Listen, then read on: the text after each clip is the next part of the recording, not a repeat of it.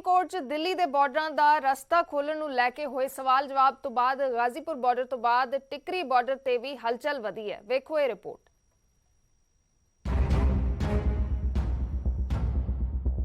ਇਹ ਟਿਕਰੀ ਬਾਰਡਰ ਤੋਂ ਸਾਹਮਣੇ ਆਈਆਂ ਤਾਜ਼ਾ ਤਸਵੀਰਾਂ ਜੋ ਦਿੱਲੀ ਦੀ ਆਮ ਜਨਤਾ ਨੂੰ ਰਾਹਤ ਦੇਣ ਵਾਲੀਆਂ ਨੇ।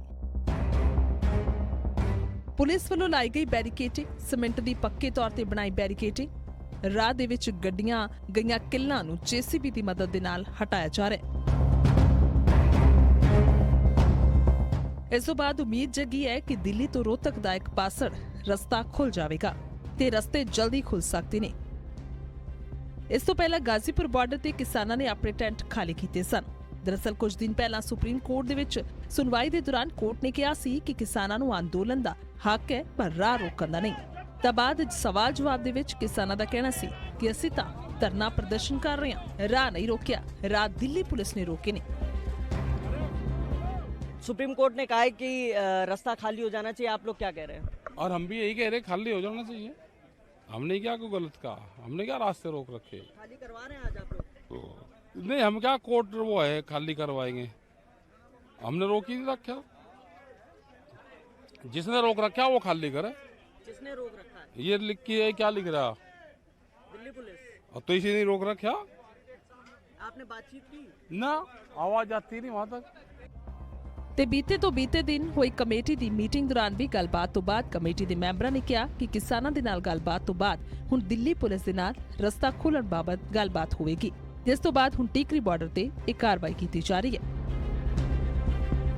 किसान आंदोलन के चलते 11 महीने से बंद दिल्ली की सीमाओं को खुलने की कवायद शुरू हो चुकी है। आप देख सकते हैं सीधी तस्वीरें, रात का समय है, किस तरीके से जेसीबी मशीन की सहायता से बैरिकेटिंग की गई थी वो हटाई जा रही है। दिल्ली पुलिस ने पूरी बैरिकेटिंग की थी। आप देख सकते हैं कि ये जेसीबी मशीन, जो कंक्रीट की दीवार यहाँ पर बनाई गई थी, लोहे की कीलें पहले ही हटाई जा चुकी हैं, लेकिन जो कंक्रीट की दीवार थी उसे तोड़ने के लिए जदोजहद यहाँ पर लगातार ये मशीन कर रही है। 10 से 11 लेयर की बैरिकेटिंग दूसरी दिशा में भी की गई थी। एक तरफ का रास्ता खोलने की तैयारी दिल्ली पुलिस की तरफ से की गई है, दूसरी तरफ की तस्वीरें मैं आपको दिखाऊं तो पूरी तरह से रास्ता क्लियर हो चुका है। देश की राजधानी से हरियाणा का जो जुड़ाव था वो बिल्कुल कटा हुआ था।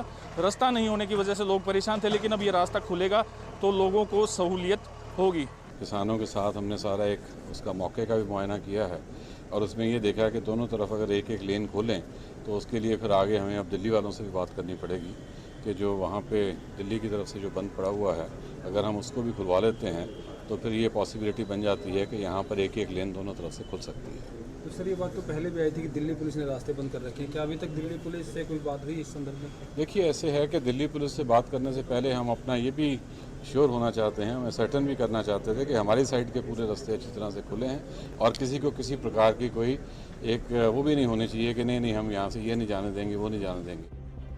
ਜ਼ਿਕਰਯੋਗ ਹੈ ਕਿ ਕਿਸਾਨ ਕਰੀਬ 10 ਮਹੀਨੇ ਤੋਂ ਬਾਰਡਰਾਂ ਤੇ ਬੈਠੇ ਹੋਏ ਨੇ, ਜਿਸ ਤੋਂ ਬਾਅਦ ਲੋਕਾਂ ਦੇ ਮੁਤਾਬਿਕ ਜੋ ਰਸਤਾ ਮਹਿਜ਼ 5 ਮਿੰਟਾਂ 'ਚ ਤੈਅ ਹੁੰਦਾ ਸੀ ਹੁਣ 6 ਤੋਂ 8 ਕਿਲੋਮੀਟਰ 'ਚ ਤੈਅ ਹੁੰਦਾ ਹੈ। ਹਾਲਾਂਕਿ ਇੰਤਜ਼ਾਰ ਹੈ ਕਿਸਾਨਾਂ ਤੇ ਸਰਕਾਰ ਦੇ ਵਿੱਚ ਖੇਤੀ ਕਾਨੂੰਨਾਂ ਨੂੰ ਲੈ ਕੇ ਰੇੜ ਕੇ ਦੇ ਹਟਣ ਦਾ। ਦਿੱਲੀ ਤੋਂ ਪ੍ਰਦੀਪ ਤੜਕੜ, ਨਿਊਜ਼ 18। ਤੇ ਗੱਲ ਕਰਦੇ ਹਾਂ ਰਾਮ ਰਹੀਮ ਦੀ, ਜਿਸ ਨੂੰ ਬੇਅਦਬੀ ਮਾਮਲੇ 'ਚ ਹਾਈ ਕੋਰਟ ਤੋਂ ਵੱਡੀ ਰਾਹਤ ਮਿਲੀ ਹੈ। ਅਦਾਲਤ ਨੇ ਡੇਰਾ ਮੁਖੀ ਨੂੰ ਪੁੱਛਗਿੱਛ ਦੇ ਲਈ ਪੰਜਾਬ ਲਿਆਉਣ ਤੇ ਰੋਕ ਲਗਾ ਦਿੱਤੀ ਹੈ, ਪਰ ਹਾਈ ਕੋਰਟ ਨੇ ਐਸਆਈਟੀ ਨੂੰ ਇਹ ਇਜਾਜ਼ਤ ਜ਼ਰੂਰ ਦਿੱਤੀ ਹੈ ਕਿ ਉਹ ਸੁਨਾਰੀਆ ਜੇਲ੍ਹ ਜਾ ਕੇ ਪੁੱਛਗਿੱਛ ਕਰ ਸਕਦੀ ਹੈ।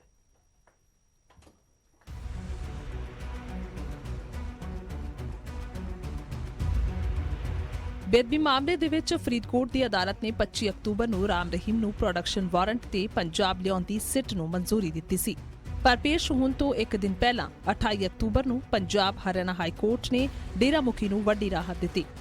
ਰਾਮ ਰਹੀਮ ਦੇ ਵਕੀਲਾਂ ਦੇ ਵੱਲੋਂ 2 ਪਟੀਸ਼ਨਾਂ ਅਦਾਲਤ ਦੇ ਵਿੱਚ ਪਾਈਆਂ ਗਈਆਂ ਸਨ। ਪਹਿਲੀ ਦੇ ਵਿੱਚ ਕਿਹਾ ਗਿਆ ਸੀ 267 ਦੇ ਤਹਿਤ ਪ੍ਰੋਡਕਸ਼ਨ ਵਾਰੰਟ ਜਾਰੀ ਕਰਨਾ ਗਲਤ ਹੈ। ਦੂਜੀ ਪਟੀਸ਼ਨ ਵਿੱਚ ਸਿੱਟ ਦੇ ਉਸ ਬਿਆਨ ਨੂੰ ਆਧਾਰ ਬਣਾਇਆ ਗਿਆ ਜਿਸ ਦੇ ਵਿੱਚ ਸਿੱਟ ਨੇ ਅਦਾਲਤ ਵਿੱਚ ਕਿਹਾ ਸੀ ਕਿ ਉਹ ਰਾਮ ਰਹੀਮ ਨੂੰ ਗ੍ਰਿਫਤਾਰ ਕਰਨਾ ਚਾਹੁੰਦੇ ਨੇ। ਡੇਰਾ ਮੁਖੀ ਦੇ ਵਕੀਲ ਨੇ ਦਲੀਲ ਰੱਖੀ ਕਿ ਪਹਿਲਾਂ ਹੀ ਰਾਮ ਰਹੀਮ ਜੇਲ੍ਹ ਦੇ ਵਿੱਚ ਨੇ, ਇਸ ਲਈ ਗ੍ਰਿਫਤਾਰੀ ਦੀ ਜ਼ਰੂਰਤ ਨਹੀਂ ਹੈ। ਤਾਂ ਅਦਾਲਤ ਨੇ ਸੁਰੱਖਿਆ ਨੂੰ ਧਿਆਨ 'ਚ ਰੱਖਦੇ ਹੋਏ ਸੁਨਾਰੀਆ ਜੇਲ੍ਹ ਦੇ ਵਿੱਚ ਸਿੱਟ ਨੂੰ ਪੁੱਛਗਿੱਛ ਕਰਨ ਦੇ ਨਿਰਦੇਸ਼ ਦਿੱਤੇ। हमने इसकी लीगैलिटी पे क्वेश्चन किया था कि 267 सीआरपीसी में जो ये प्रोटेक्शन वारंट इशू किया है ये गलत है। इसमें सबसे बड़ी बात ये थी कि जो एप्लीकेशन एसआईटी ने डाली उस एप्लीकेशन में क्लियर लिखा है कि इस एक्यूज को हमें रोहतक जेल से फरीदकोट लेके आना है, क्योंकि हमें अरेस्ट करना है। अभी कोर्ट ने ये ऑर्डर किया है कि अगर एसआईटी को इन्वेस्टिगेट करना है, वो जेल में जाके, रोहतक जेल में जाके वहीं इंटेरोगेट करेंगे, उनको वहां नहीं ले जाया जाए। ਰਾਮ ਰਹੀਮ ਨੂੰ ਹਰਿਆਣਾ ਤੋਂ ਪੰਜਾਬ ਲਿਆਉਣਾ ਸੁਰੱਖਿਆ ਦੇ ਲਿਹਾਜ਼ ਦੇ ਨਾਲ ਦੋਵਾਂ ਸਰਕਾਰਾਂ ਦੇ ਲਈ ਵੱਡੀ ਚੁਣੌਤੀ ਸੀ। ਰਾਮ ਰਹੀਮ ਦੇ ਵਕੀਲ ਨੇ ਇਸ ਨੂੰ ਲੈ ਕੇ ਸਭ ਤੋਂ ਵੱਡੇ ਸਵਾਲ ਖੜੇ ਕੀਤੇ ਸਨ, ਜਿਸ ਤੋਂ ਬਾਅਦ ਹੀ ਅਦਾਲਤ ਨੇ ਸਿੱਟ ਨੂੰ ਜੇਲ੍ਹ ਦੇ ਵਿੱਚ ਪੁੱਛਗਿੱਛ ਕਰਨ ਦੀ ਇਜਾਜ਼ਤ ਦਿੱਤੀ। ਚੰਡੀਗੜ੍ਹ ਤੋਂ ਉਮੇਸ਼ ਸ਼ਰਮਾ, ਨਿਊਜ਼ 18। ਤੇ ਹੁਣ ਗੱਲ ਕਰਦੇ ਹਾਂ ਅਰਵਿੰਦ ਕੇਜਰੀਵਾਲ ਦੀ, ਜੋ ਪੰਜਾਬ ਦੌਰੇ ਤੇ ਨੇ। ਆਪਣੇ 2 ਦਿਨਾਂ ਦੌਰੇ ਤੇ ਅਰਵਿੰਦ ਕੇਜਰੀਵਾਲ ਮਾਨਸਾ ਪਹੁੰਚੇ ਤੇ ਕੱਲ ਉਹਨਾਂ ਨੇ ਕਿਸਾਨਾਂ ਦੇ ਨਾਲ ਸੰਵਾਦ ਕੀਤਾ ਤੇ 3 ਵੱਡੇ ਵਾਅਦੇ ਕੀਤੇ। ਕਿਹੜੇ-ਕਿਹੜੇ ਵਾਅਦੇ ਕੀਤੇ, ਵੇਖੋ ਇਹ ਰਿਪੋਰਟ।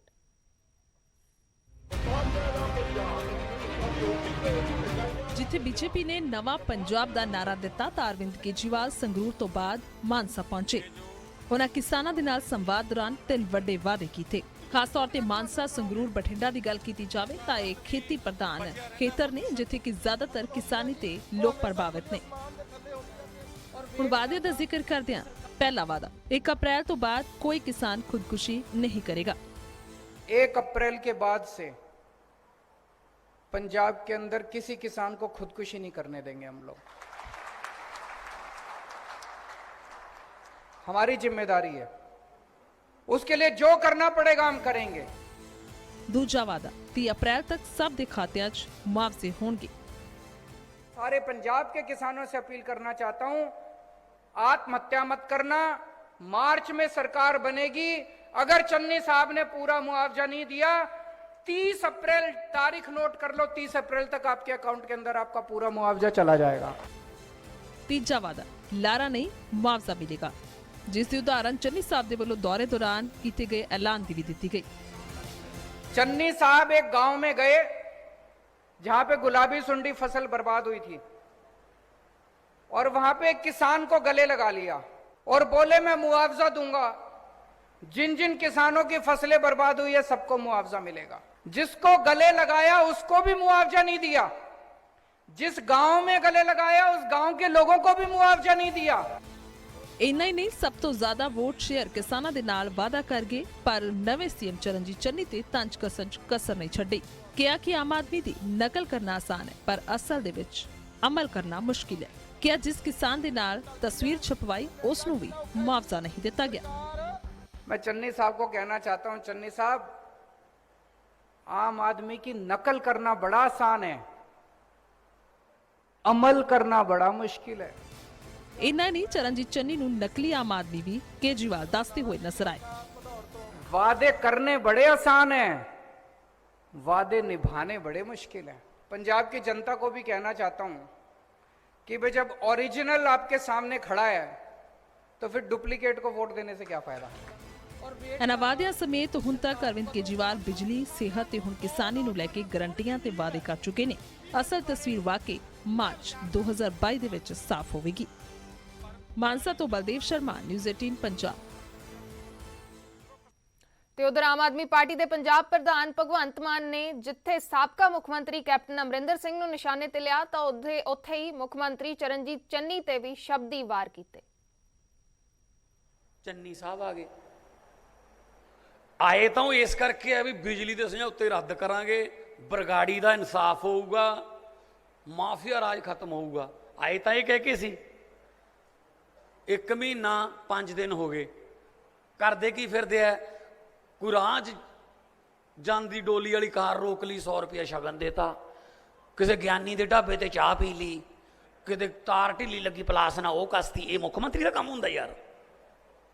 ਬਈ ਸਕੀਮਾਂ ਬਣਾ ਤੇ ਲੋਕਾਂ ਨੂੰ ਕੋਈ ਰਾਹਤ ਦੇ। ਨਹੀਂ ਜੀ, ਕਹਿੰਦੇ ਆਹੀ ਹੈ ਸਾਡੇ ਕੋਲ, ਤਾਂ ਫਿਰ ਹੋਰ ਤਾਂ ਕੁਝ ਹੈ ਨਹੀਂ।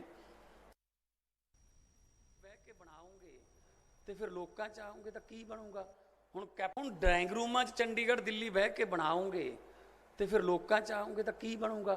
ਹੁਣ ਕੈਪਟਨ ਅਮਰਿੰਦਰ ਸਿੰਘ ਕੱਲ ਦੇਖਿਆ ਹੋਣਾ, ਮੈਨੀਫੈਸਟੋ ਚੱਕੀ ਫਿਰਦਾ ਸੀ, ਕਹਿੰਦਾ ਮੈਂ 92% ਵਾਅਦੇ ਪੂਰੇ ਕਰਤੇ। ਫਿਰ ਭਾਈ ਇੱਥੇ ਇਕੱਲੇ ਹੀ ਕਿਉਂ ਬੈਠਾ ਅੱਜ? ਫਿਰ ਕੱਲ ਇਕੱਲੇ ਹੀ ਬੈਠਾ ਸੀ ਨਾ। ਕਿਹੜੇ ਵਾਅਦੇ ਪੂਰੇ ਕਰਤੇ ਦੱਸੋ? ਘਰ ਘਰ ਨੌਕਰੀ ਦਾ ਵਾਅਦਾ ਸੀ, ਕਿੱਥੇ ਹੈ? ਸਾਰੇ ਕਰਜ਼ੇ ਮਾਫ ਕਰਨ ਦਾ ਵਾਅਦਾ ਸੀ, ਕਿੱਥੇ ਹੈ? ਸਮਾਰਟਫੋਨ ਕਿੱਥੇ ਨੇ? 2500 रुपया बुढ़ापा पेंशन कित्थे है, 51,000 रुपया शगन स्कीम कित्थे है। 4.5 साल तक घरों निकले ही नहीं। ਤੇ ਉਧਰ ਪੰਜਾਬ ਕਾਂਗਰਸ ਨੇ ਟਵਿੱਟਰ ਤੇ